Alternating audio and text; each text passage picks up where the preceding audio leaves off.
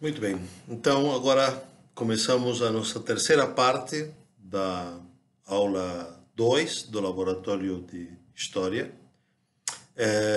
Estamos falando sobre a arte de analisar um texto. Eu na primeira parte e na segunda parte, falei sobre uma série de técnicas, umas 10 técnicas para decodificar um texto. E agora eu vou falar de 3 elementos importantíssimos sem os quais eu acredito que não há como fazer uma boa avaliação de um texto, não há como entender um texto. São três elementos que dizem respeito a formas de crítica, formas de raciocínio, formas de pensar e de ler, né? São estruturas da mente, estruturas mentais, né? Portanto, eu estou me referindo principalmente a operações, a atos que devem ser realizados diante de qualquer texto e que normalmente se entendem de muitas formas, na questão metodológica e na questão cognoscitiva. Eu principalmente vou dar o meu ponto de vista, não vou entrar numa discussão porque isso aqui iria muito longe, mas faço essa advertência. É o meu ponto de vista. Tem gente que considera errado o meu ponto de vista, não porque seja meu, mas porque dentro das teorias epistemológicas e de leitura de textos há muitas outras opções, né? Então, a primeira operação importante na hora de enfrentar um texto é o que se conhece como interpretação. Do meu ponto de vista, é impossível entender um texto sem interpretá-lo. E a interpretação é sempre subjetiva. Então, qualquer tipo de discussão sobre, mas será mesmo que o autor quis dizer isso? Evidentemente, para isso a gente terá que perguntar para o autor, né? Qualquer texto, uma vez escrito e uma vez posto em circulação, ele, de alguma forma, ele passa a ter vida independente. De tal maneira que são os leitores que vão dizer o que o texto quis dizer. Porque que o texto quis dizer aquilo que está escrito, me parece assim, isto é isso mesmo, né? Agora, qualquer texto escrito pode e deve ser interpretado, porque a gente procura o sentido. Há muitas formas, né, de fazer essa interpretação. Existem muitas teorias da interpretação, né? Eu não vou entrar aqui nessa discussão nem nessa análise. Simplesmente estou querendo explicar que me parece absolutamente vital para entender um texto, absolutamente necessário, interpretar o texto, analisar o que ampliar o que se sabe do texto além dos limites do próprio texto, né? Isso não tem gente que acha que isto é uma violência no texto. Do meu ponto de vista, me parece que não. Me parece que é uma atividade, uma operação válida e necessária para entender bem o texto. Sem interpretação não há compreensão. E mais ainda, para que haja compreensão, a gente parte sempre de uma pré-compreensão. Sempre parte de uma pré-compreensão, que não necessariamente é um preconceito. Você veja, nós estamos dentro de uma cultura, né? Cada um de nós, e mais ainda, os intelectuais, os professores, os pesquisadores, os alunos, estão sempre dentro de uma cultura. Quer dizer, nós, de alguma maneira, temos uma tradição bibliográfica, partimos de um berço comum, né? Expressões ou textos sobre determinado tema já nos colocam numa pré-compreensão, né? Isso é assim, ou seja, isso aqui é da natureza humana, né?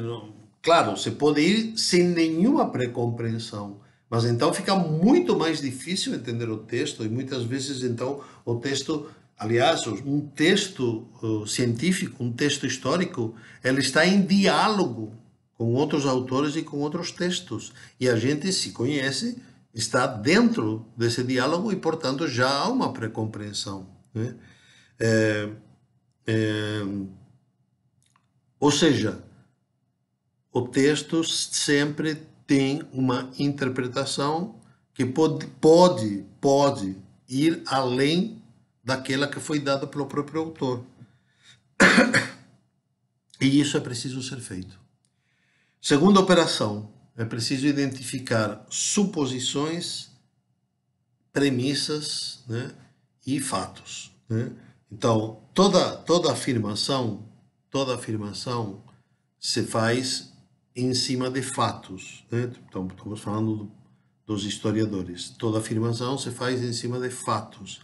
Mas os fatos, eles são narrados, eles são interpretados. E toda narração, toda interpretação parte de suposições ou de premissas prévias, que nem sempre estão explícitas no texto, mas que devem ser identificadas. Então, por exemplo, apenas para dar exemplos, um exemplo mais que talvez esclareça mais, né? Eu trabalho com o século XVIII, com a história da justiça, né? Então, claro, a história da justiça do século XVIII, os elementos que a gente pode verificar no mundo jurídico do século XVIII, são elementos que fazem parte de uma cultura católica. Então, se eu não tenho essas premissas, se eu não tenho essas suposições, eu, enquanto historiador, eu vou ter dificuldades. Posso não ter, e não tem nenhum problema, mas eu preciso reconhecer que existem premissas e suposições católicas, né, dentro de uma visão e do mundo católico, com as quais eu compartilho ou não compartilho, mas que eu preciso reconhecê-las, né? Então, apenas para também dar um exemplo, a ideia de temor de Deus. A ideia do temor de Deus é uma ideia que pode ser vista como algo ridículo, né? Hoje, né? Porque a ideia do temor de Deus era um dos elementos mais fortes de coesão e de coação dentro da sociedade do século XVIII. Hoje em dia não faz sentido. Hoje em dia não faz sentido. Não é uma premissa que esteja no raciocínio, ou no comportamento, ou nas formas de expressão e nos textos de autores atuais. Mas, sem dúvida, era uma forma mesmo de raciocínio que fundamentava a justificação das afirmações e dos textos, né? O temor a Deus, né? Ou então a misericórdia, o fato de que era preciso ser misericordioso. Então, a justiça implica misericórdia. Isto é uma suposição mesmo, que fazia parte da realidade social e da realidade jurídica, que hoje em dia não faz sentido, né? Mas que a gente tem que levar como suposto, né? Como pressuposto, né? Nos textos, para entender o texto, para entender corretamente o texto. E depois, uma outra questão, uma operação que é das mais delicadas, que normalmente é muito mal entendida, né? Que é o que eu chamaria de crítica, né, e avaliação. Ou seja, o texto precisa ser criticado, o texto precisa ser avaliado. E quem faz essa crítica somos nós, que somos os leitores, né? Então, falo isto porque muitas vezes a gente, principalmente os alunos, né, acabam fazendo um trabalho de autocensura e não querem ou ficam achando estranho, né, que ele próprio, enquanto leitor, enquanto aluno, ele próprio possa criticar, possa estabelecer uma crítica, né? Infelizmente, às vezes, até porque tem professores, né, que não reconhecem o valor dessa crítica. Desculpem. Mas reparem, crítica, a palavra crítica, que tem a ver com crise, vem do grego e significa habilidade de julgar, habilidade de discernir, a habilidade de decidir, de separar, de apreciar. Tudo isso é crise, é crítica, né?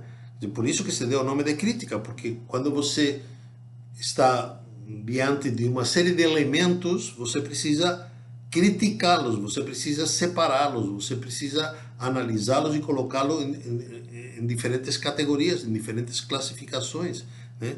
Então, é evidente, pelo menos para mim, que se pode sim realizar juízos de valor, né? O critério é um padrão, é um ponto de vista. Quer dizer, qual é o critério que eu preciso levar em conta para avaliar esse texto? Então, esse critério muitas vezes é dado, sei lá, por uma fonte, vamos chamar assim, uma fonte de autoridade. Um critério, desculpem, é dado por um tribunal, é dado por uma banca, mas também existe o critério que é dado, né, pelo pesquisador, pelos outros pesquisadores, pelo conjunto de historiadores, pelo conjunto de alunos, né? É um critério também.